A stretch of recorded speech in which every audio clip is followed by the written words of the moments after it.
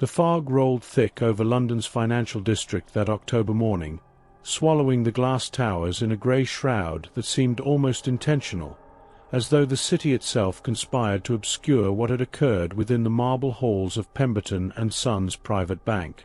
Elias Crowe stood before the building at 6:30, earlier than the police had requested, because waiting had become intolerable.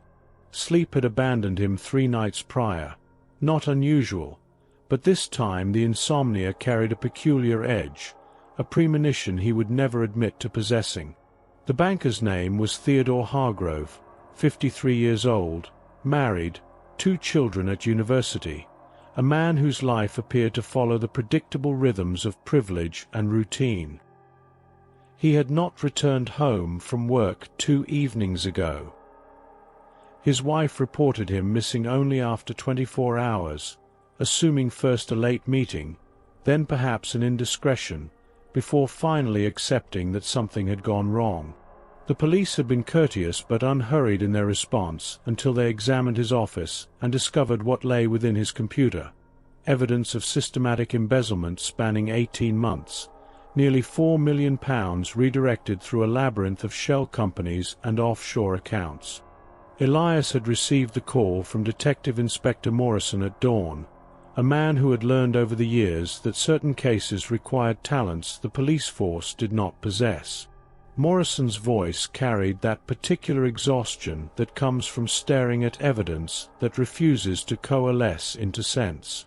A missing banker, stolen money, and yet something felt wrong. This was the phrase Morrison used: something feels wrong, as though his instincts operated in a realm his training could not reach. Clara Finch arrived 17 minutes after Elias, carrying 2 cups of coffee and her leather satchel stuffed with notebooks. She had that look she wore when she knew he had not slept, a mixture of concern and resignation, but she said nothing. Words wasted time, and they had developed an efficient language of glances and gestures that served them better than conversation. She handed him the coffee, black, no sugar, precisely as hot as he preferred, and withdrew her pen, ready to document whatever unfolded. The bank's interior spoke of old money attempting to appear modern, Victorian architecture dressed in minimalist furniture, tradition wrestling with progress and achieving only contradiction. Theodore Hargrove's office occupied the 3rd floor, a corner position that suggested status. The room had been sealed by police, but Morrison had authorized their entry, knowing that Elias would see what others had missed, or, more accurately, would understand the significance of what others had dismissed. The office was neat, obsessively so. Books aligned with geometric precision on shelves, pens arranged by color and size in desk organizers, files stacked with military exactitude. This was not the workspace of a man in crisis, not the environment of someone stealing millions and planning to vanish. Elias stood in the doorway for a full minute, simply observing, allowing the space to speak before he touched anything. The computer remained on Morrison's desk, already examined by forensic specialists who had extracted the damning evidence. Spreadsheets showing falsified accounts, emails to companies that existed only on paper, transaction records that painted Theodore Hargrove as a sophisticated thief. Yet Elias noted what the specialists had not. The keyboard showed where patterns inconsistent with the typing required to create such elaborate fraud. The keys used most frequently were those employed in standard banking correspondence, not the complex combinations necessary for coding shell company transactions. He moved to the desk drawers, finding them organized with the same pathological precision as the rest of the office. Bank statements, personal and professional, showed no unusual expenditures, no sudden wealth, no hidden purchases, no evidence that Theodore Hargrove had been living beyond his means or preparing for flight. His wallet remained in the top drawer. Credit cards, driver's license, £60 in cash, a photograph of his family taken at a beach in Cornwall. What man planning to disappear leaves behind his wallet?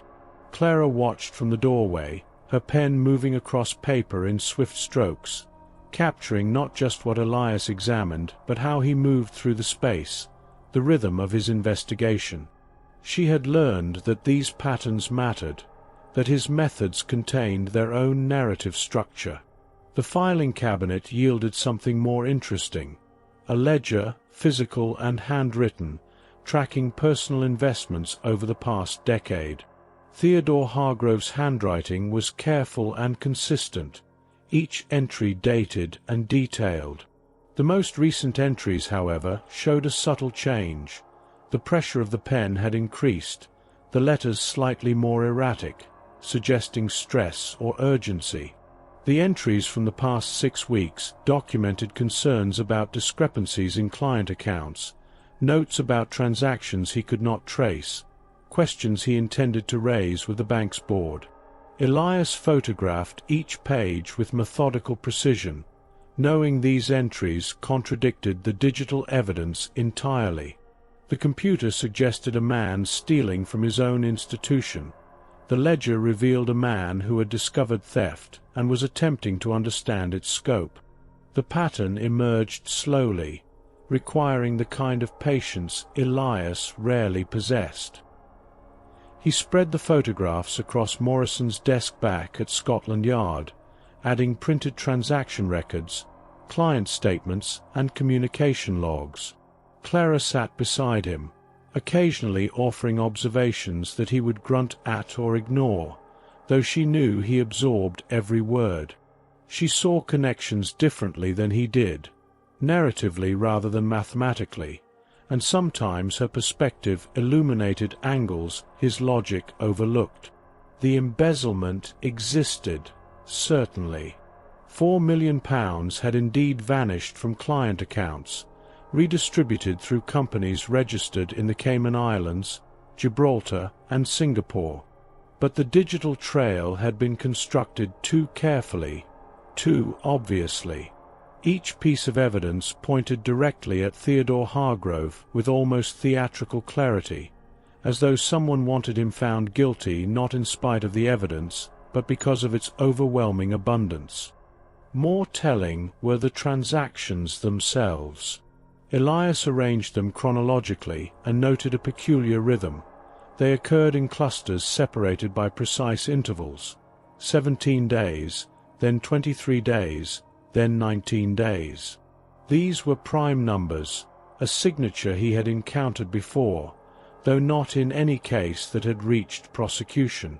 Damien Vale had a fondness for prime number sequences, considering them elegant expressions of natural order, chaos disguised as pattern or pattern disguised as chaos, depending on his mood.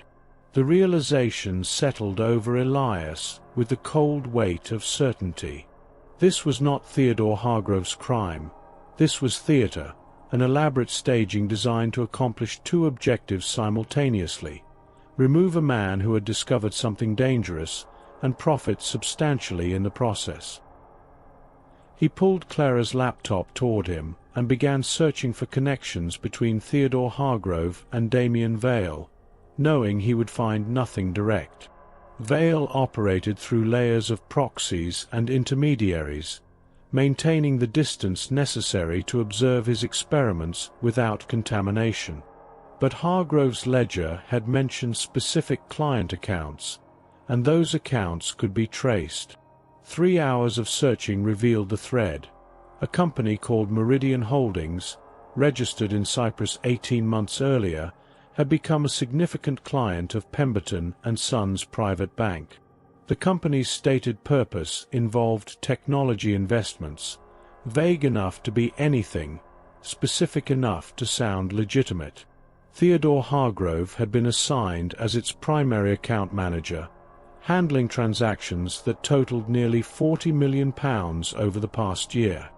Meridian Holdings existed only as documents, incorporation papers, bank accounts, email addresses that led to servers in countries with generous privacy laws.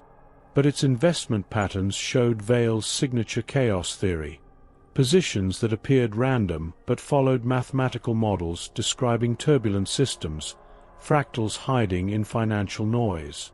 Clara had stopped writing and was simply watching him work, recognizing the shift in his posture that indicated he had found the spine of the case, the central structure around which everything else organized.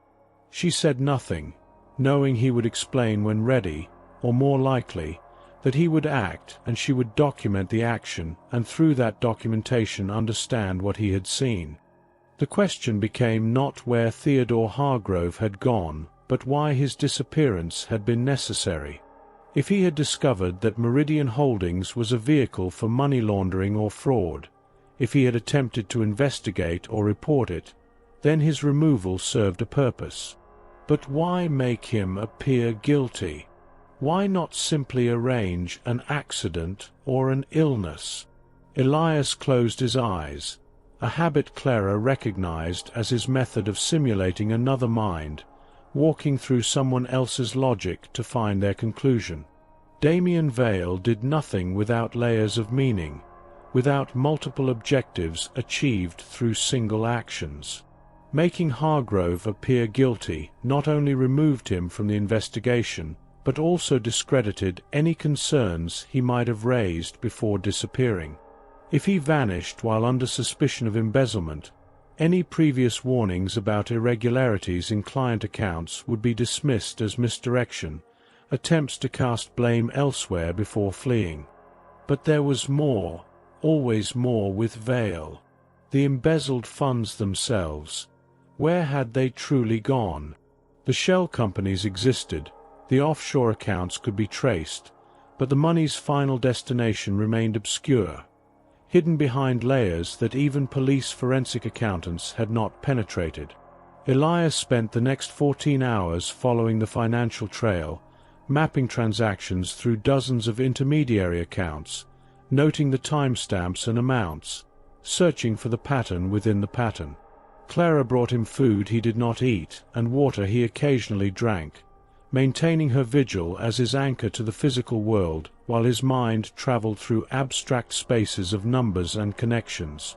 The breakthrough came near midnight when he noticed that the embezzled funds, after passing through their maze of accounts, had been divided into smaller amounts and invested in legitimate companies, pharmaceutical firms, technology startups, renewable energy ventures.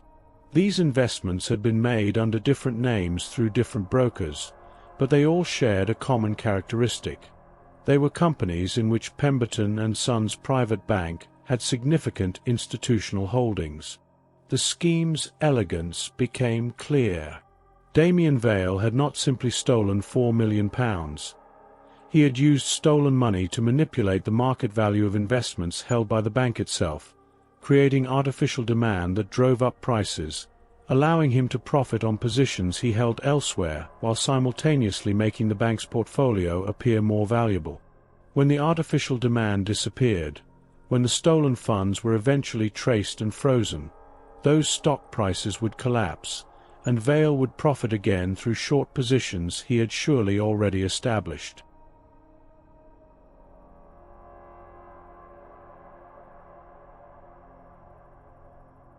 But this required insider knowledge of the bank's holdings, access to confidential investment strategies, information that Theodore Hargrove, as a senior banker, would have possessed.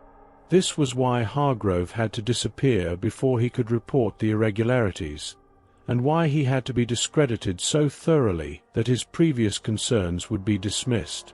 The question remained, where was Theodore Hargrove now? Elias returned to the banker's office the following morning, this time focusing not on what was present but on what was absent. The office contained everything expected except personal items of immediate comfort. No coffee mug with family photos, no favorite pen worn from years of use, no reading glasses that office workers inevitably leave scattered across their desks. These small absences suggested someone had carefully removed items before making the scene appear abandoned. He examined the office's security footage, watching 3 days of recordings at accelerated speed, noting the patterns of Hargrove's behavior. The banker arrived at 7:45 each morning, departed at 6:30 each evening, with machine-like consistency. On the day of his disappearance, however, he had arrived at 7:15 and appeared agitated, checking his watch repeatedly, glancing toward the door as though expecting someone. At 4:30 that afternoon, a man in a delivery uniform entered carrying a package. The footage showed Hargrove accepting the package, signing for it, and setting it on his desk. He opened it immediately, unusual, as his pattern was to stack unopened mail for review at day's end. The package contained what appeared to be documents, which Hargrove read with increasing distress, his hand moving to his phone twice before he stopped himself.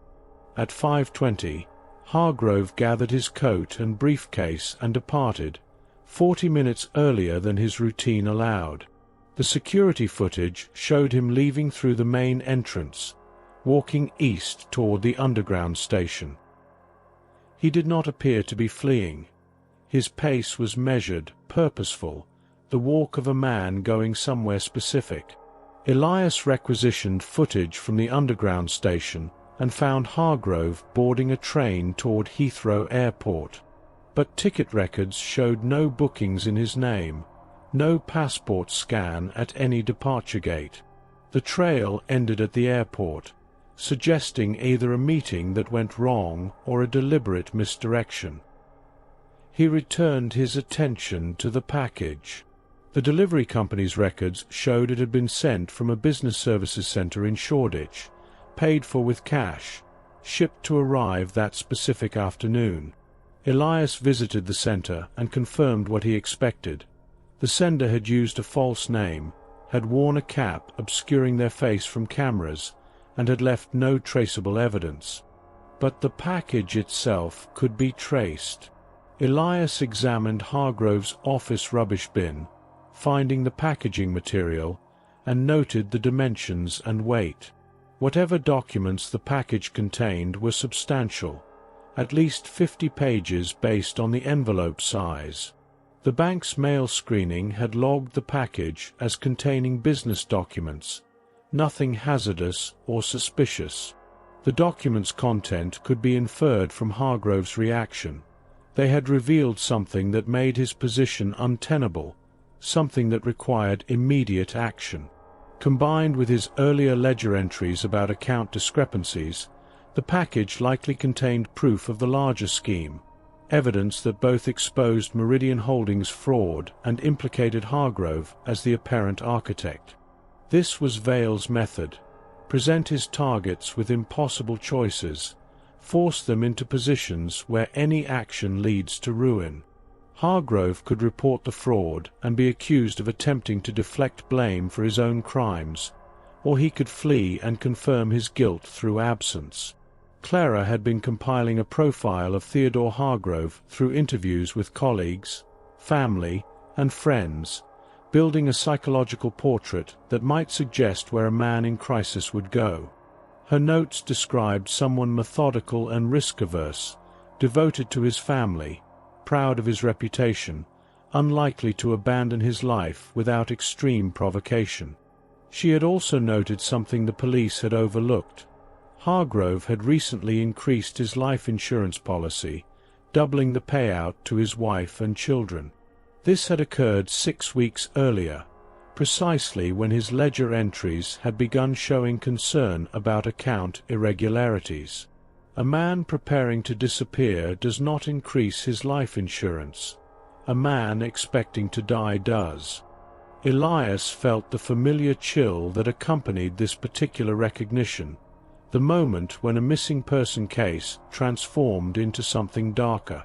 If Hargrove believed his discovery of Vale's scheme had placed him in mortal danger, if the package had contained an explicit threat or evidence that his apparent embezzlement would lead to prosecution, then his disappearance might have been voluntary, but not in the way police assumed.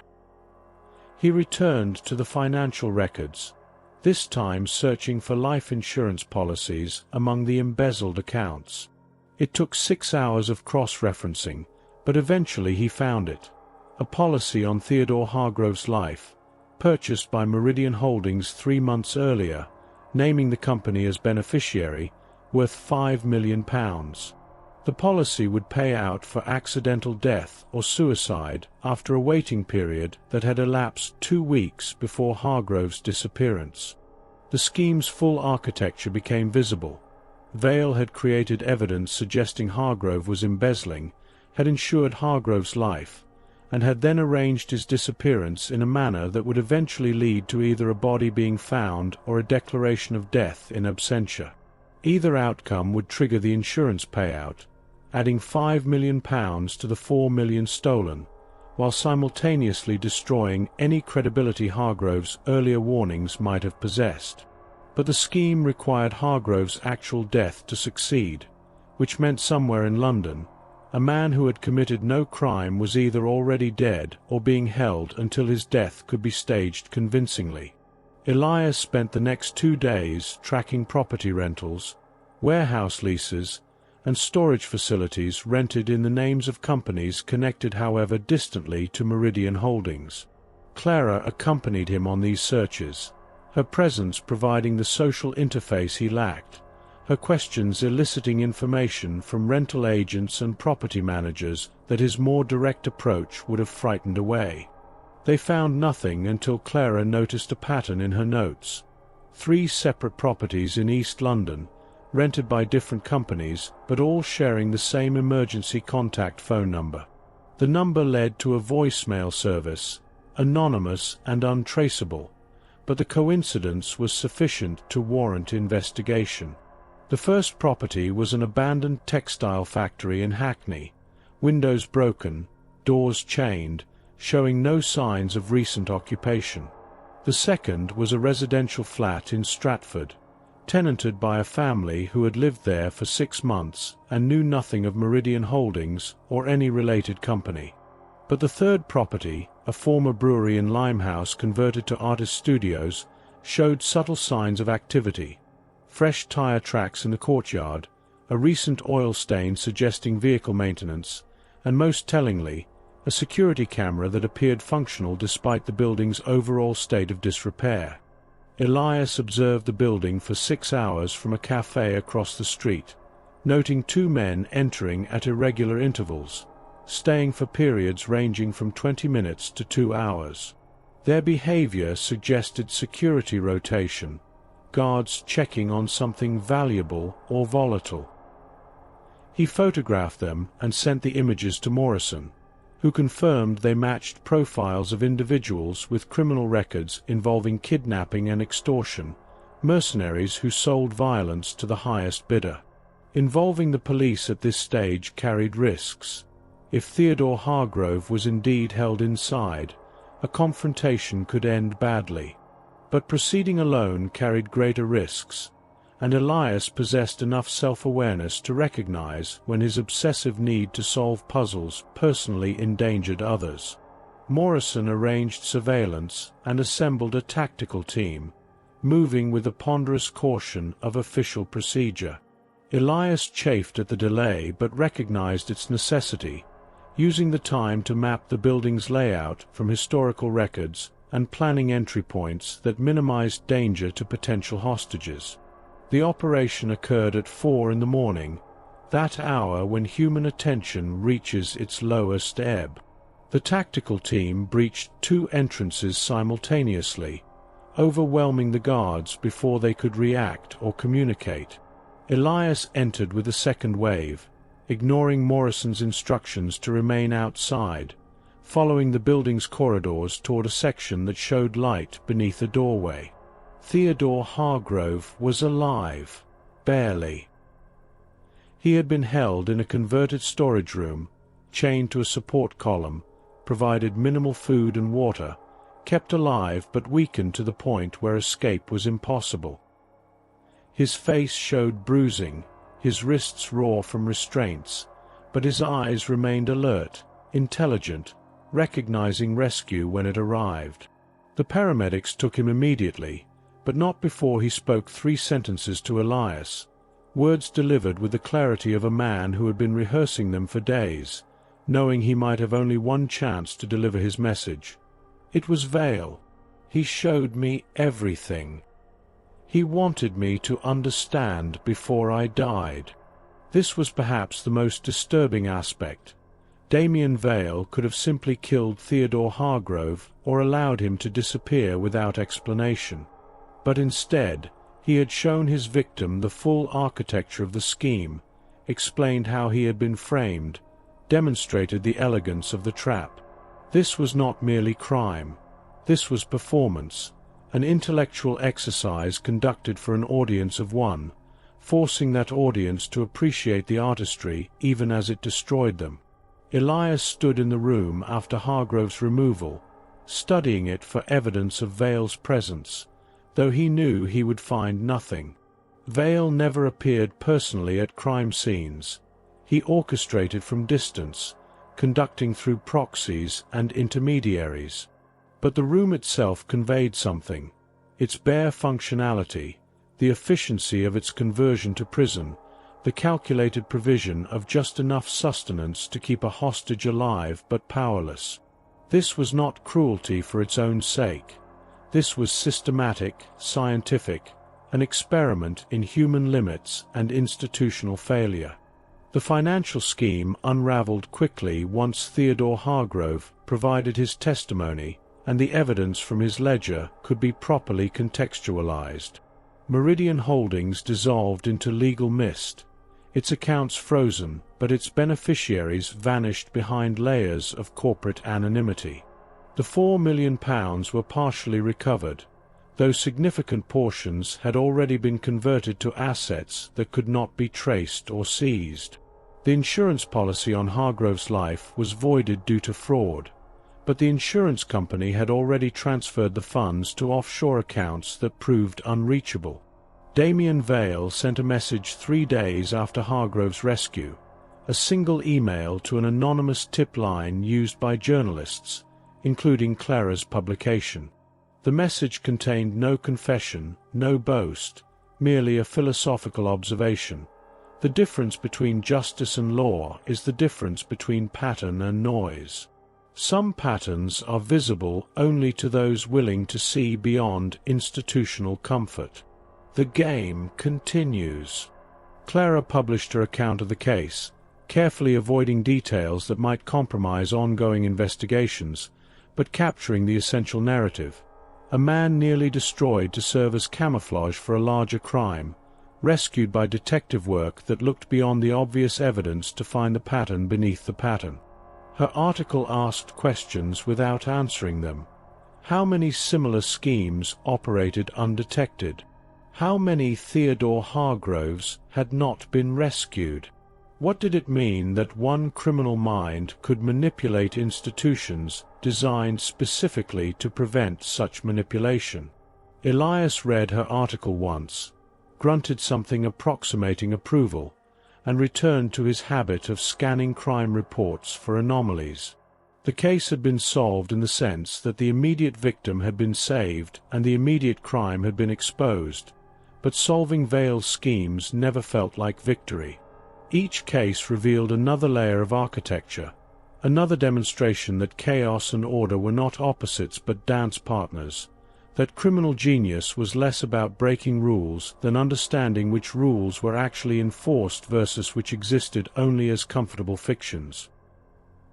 He had not slept more than 3 hours in the 10 days since Hargrove's rescue, his mind circling the question of what Vale had truly accomplished.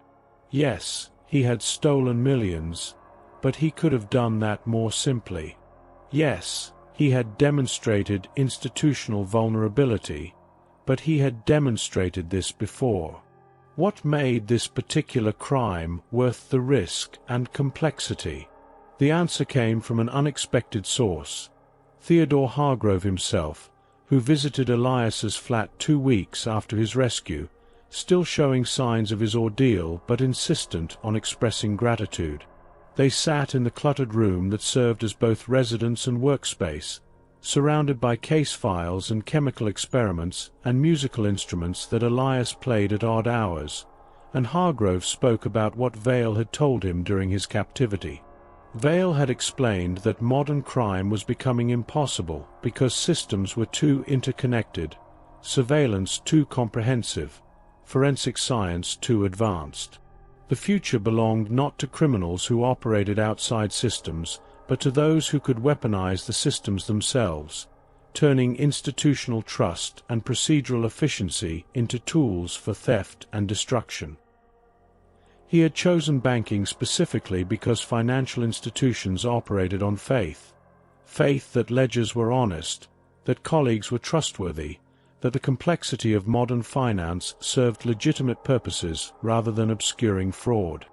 By framing Theodore Hargrove so thoroughly, Vale had demonstrated that evidence could be manufactured with sufficient sophistication to convince even careful investigators that institutional knowledge workers could be transformed into apparent criminals through nothing more than careful data manipulation. This was not just a theft. It was a proof of concept, a demonstration that would surely inspire others with similar skills and fewer moral constraints. Hargrove delivered this message with the urgency of a man who had glimpsed something terrible and needed others to understand its implications. He had been chosen not randomly but specifically, a competent banker with access to significant accounts, visible enough that his downfall would be noticed, honest enough that his framing would be believable. He had been selected as the perfect subject for Vale's experiment in institutional manipulation. After Hargrove departed, Elias sat motionless for an hour, processing the implications. Clara found him in this state, having learned to recognize when he had encountered a problem that logic alone could not solve, when the patterns he saw extended beyond the immediate case into futures he could calculate but not prevent. She sat beside him and waited, her presence serving as reminder that understanding terrible things did not require accepting them as inevitable, that witnessing cynicism did not require adopting it. Eventually, he spoke, not to her specifically, but to the room, to himself, to whatever audience listened when brilliant minds confronted uncomfortable truths. Vale is correct about the systems. They are vulnerable in exactly the ways he demonstrates. But he is wrong about the conclusion. The solution is not better systems. Systems can always be manipulated by someone sufficiently intelligent and patient. The solution is people like Hargrove, who notice irregularities and investigate rather than ignore them. People like Morrison, who trust instinct even when evidence suggests otherwise. People like you, who insist on narrative coherence even when data overwhelms meaning. Clara wrote this down, recognizing it as the closest thing to optimism she had ever heard him express, a grudging acknowledgement that human qualities he struggled to understand or possess himself might be exactly what prevented Vale's cynical philosophy from becoming universal truth. The case officially closed 3 weeks after Hargrove's rescue. Meridian Holdings remained dissolved, its architects unidentified, its profits vanished into the global financial system's infinite complexity. Theodore Hargrove returned to banking after therapy and physical recovery, welcomed back by an institution embarrassed by how close it had come to believing the fiction constructed around him. The 2 guards who had held him were convicted and imprisoned, but they knew nothing of value, hired through intermediaries, paid in cryptocurrency, unable to identify who had employed them beyond vague descriptions that matched thousands of people. Damien Vale sent no further messages and left no evidence of his involvement beyond the mathematical signatures Elias had learned to recognize, patterns too elegant to be coincidental, prime numbers and chaos theory, and other intellectual flourishes that served no practical purpose except as calling cards for those capable of recognizing them. Elias returned to his routine of scanning crime reports and chemical experiments, playing violin at 3 in the morning, forgetting to eat until Clara brought food, solving smaller mysteries for clients who wandered into his flat with problems the police could not or would not address.